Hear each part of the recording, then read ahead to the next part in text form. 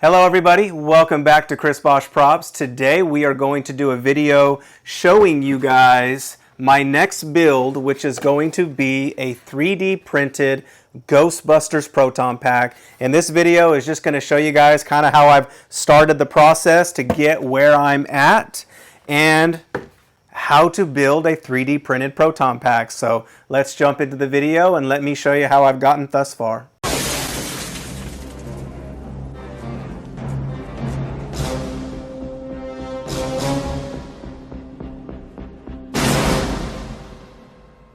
The first step of the process was 3D modeling my own Proton Pack shell.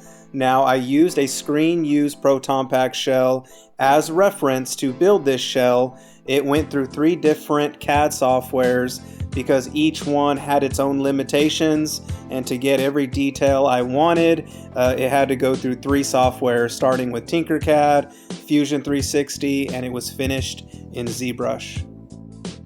Next step is I load the model into NetFab Studio. Now this is an old version of NetFab that I've saved from long time ago. I use this software to cut my models up into however many pieces I need depending on the bed, the print bed that I'm using.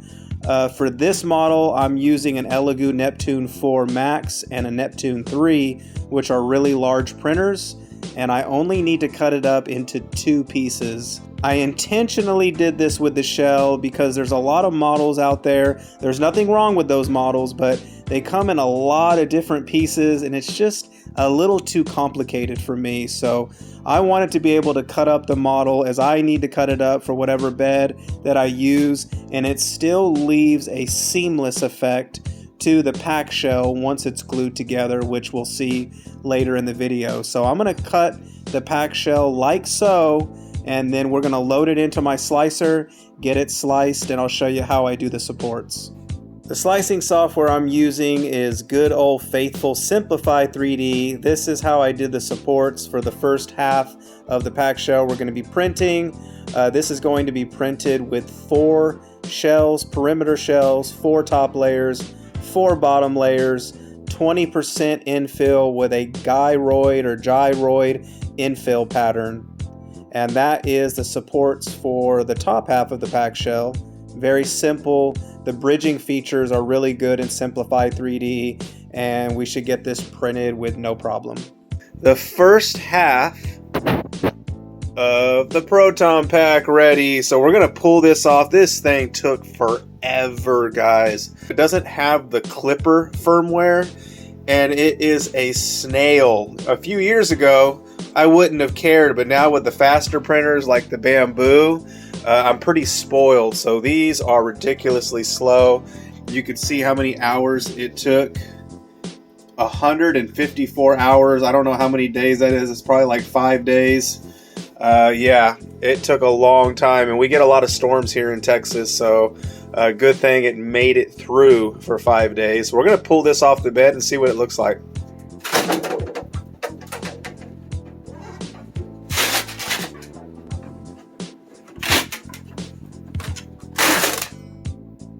Oh yeah. So right off the print bed, it looks really good. There is quite a bit of supports in here that I probably didn't need that much, but I'm gonna go ahead and pull them out here.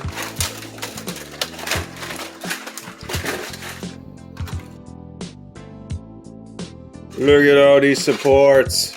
There we go, guys. Not too shabby for the first half. We have the gun pretty much mostly printed. The top half of the Proton Pack finally finished printing.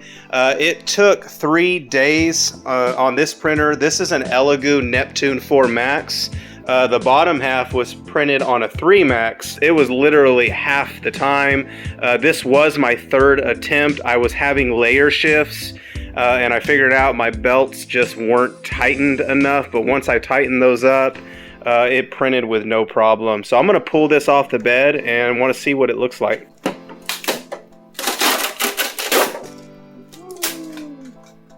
There we go. Get the supports off here.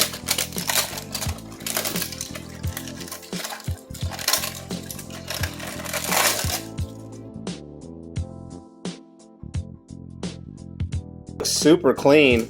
I got a little bit of stragglers right here, but I'll use a heat gun. Not a heat gun, I'm sorry. I'll use a solder gun, and I'll come and melt that plastic back down and smooth it out. I'm not really too concerned about how it looks on the inside, but just to keep those stragglers from being everywhere. Wow, that looks really, really good. So now we want to glue this seam together, and what I always have used on any of the things that I've built, RoboCop, Ninja Turtle, anything, is super glue brand, super glue here that I get at the dollar store, Dollar Tree to be specific. It's really, really strong. It forms a strong bond between the PLA, especially if you sand it good and use a little bit of baking soda, kind of like an activator.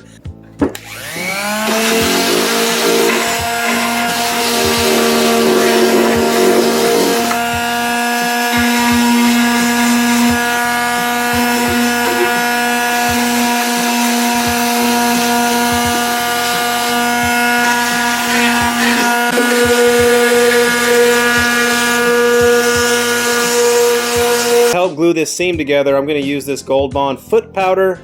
This just helps kind of activate the super glue, and it forms a really, really like rock hard bond between the plastic. I kind of just do this on my hands.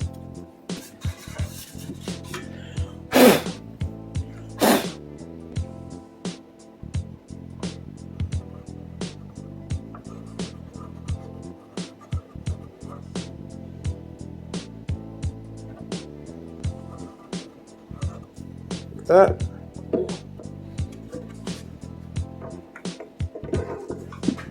We're going to line it up.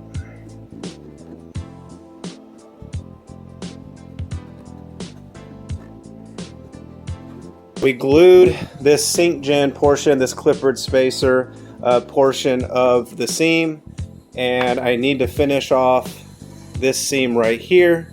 What's nice is because this is a thinner portion, you can kind of move it, and then what I'll do is I'll offset it like so, and then I'll go in and add the super glue down the seam and then line it up.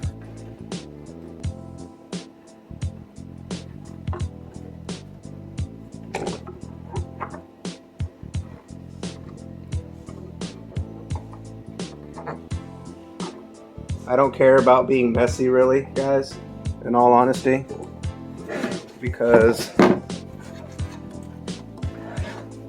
I'm gonna have to fill and sand this so much anyway that it doesn't really matter.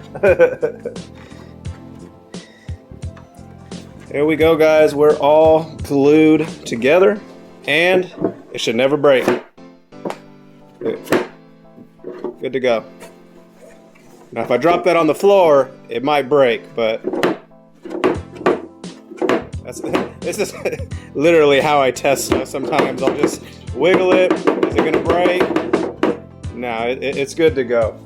So we're really, really lined up nicely. I mean, that's one of the best glue jobs I've done here in a hot minute. So the first step, now that this is glued together, is we're gonna start sanding it and trying to get rid of as many of these print lines as possible. Then we're gonna start adding in our filler primers, our spot putties. It doesn't have to be perfectly smooth because I'm gonna go and put a texture on it, and then I'm gonna brush paint it, and the original packs are kind of ugly anyway, so some of that ugliness is what gives the Proton Pack's character. So I'm gonna show you how I start the process. I'm just gonna go and give this a light sanding by hand with some 180, and then hit it with this orbital sander here a little bit in the areas that I actually have access to, and then call it good and start adding on some filler primer.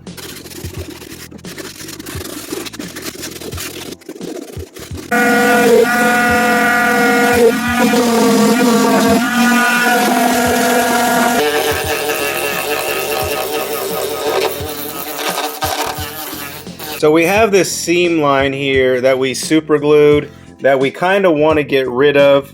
I got rid of most of it just by sanding. You could feel a little bit more of the lumps there from either the over extrusion or just the orientation that it was printed. Might have been different from the front, and so it does create sometimes little steps or bevels.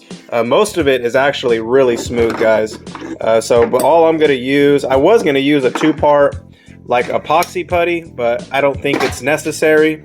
All we're gonna do is just put some glazing putty right across it, and that's it for now to get this super smooth. But then we're gonna have to use quite a bit of glazing putty over the rest of the pack. But we're not gonna do that right now. I'm just gonna show you how I put it on here. So you get it like so.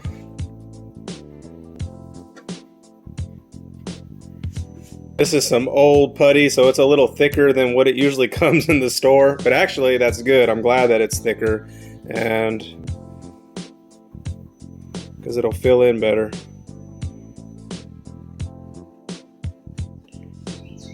But you could also thin this down with some lacquer thinner. You could put it in a cup. I'll probably do that for the larger portions of the build. This is a screen used hero shell, and when I mean screen used, I mean this was the shell that was pretty much used in the original 1984 Ghostbusters that I outlined on this cardboard here. As you can see, I'm going to pull this away, and then I'm going to pull my 3D model here, line it all up.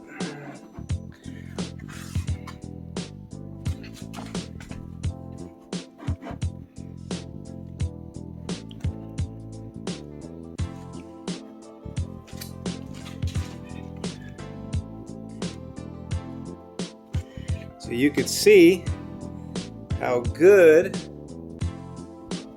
my 3D model fits. And it fits pretty good. Considering, okay, it is a little idealized. A lot of the corners and edges are a lot straighter than the screen used. There's quite a bit of warping on the screen used that I did not accommodate for. For the most part, it fits really good.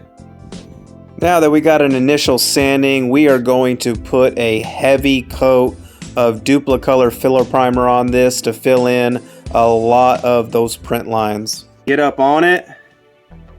You'll see the lines. I go heavy, I don't care. On those first coats, I want those lines filled. I'll put a big old coat on it. I do this with everything I 3D print.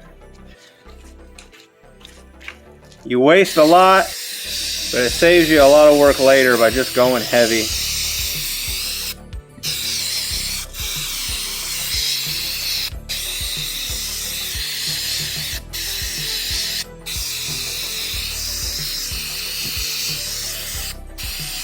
You can see some of those lines, those striations there.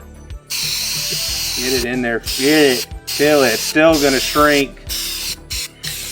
This was probably about 45 minutes of sanding condensed into 5 seconds. Now that we got our first coat of filler primer, some spot putty, a nice sanding, and we really get to see the detail, I wanted to showcase some of those details that I strived to get movie accuracy to the screen use Proton Pack shell. One of those is the EDA discs. I did the kind of the raised nipples there. Those are 3D modeled in. Some of these scratch marks that are seen on the Venkman pack, those are actually 3D modeled. I didn't add those. This nail mark here, the assortment of the ribs is pretty much spot on accurate to the screen use pack. The shapes of the crank gen, I tried very hard to get those close to the screen use crank gen.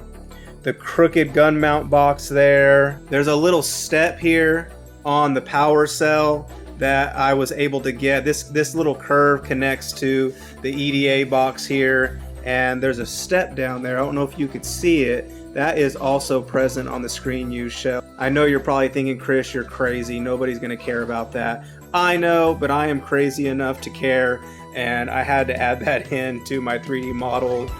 This little bevel here that is seen on the bottom of the crank gen, where this space of the ribs kind of drops down. I was able to 3D model that into my model. I'm trying to think of some other stuff. The crooked power cell ribs. I know people have done this already. That's not overly special. Some of the nail marks there. Here are some of the layer striations. Those are all 3D modeled in. What else do we got here? We have the crooked ribs on the top of the crank gen. We got that little wavy vac tube beam line, crank gen tube. I don't know what you want to call it there. I was able to model that in there. There's quite a bit that I tried my absolute hardest to translate from the screen use shell to a 3D model. It was very hard. I had to run this model through several different 3D modeling softwares to get the details that I wanted. And this is probably the best that I can do. But I'm very happy with it, looking at it. I think it's gonna make an amazing proton pack. And once it's finished, I don't think there's really gonna be much of a cosmetic difference between this and an actual fiberglass proton pack shell. So that's it for now, guys. I really hope you liked the first video, and we're going to continue on with this build, and I'm going to try to capture as much of the build process as possible so you guys can see and go out there and build your own 3D proton pack. I appreciate you watching, and we're on to the next one. Thank you, guys.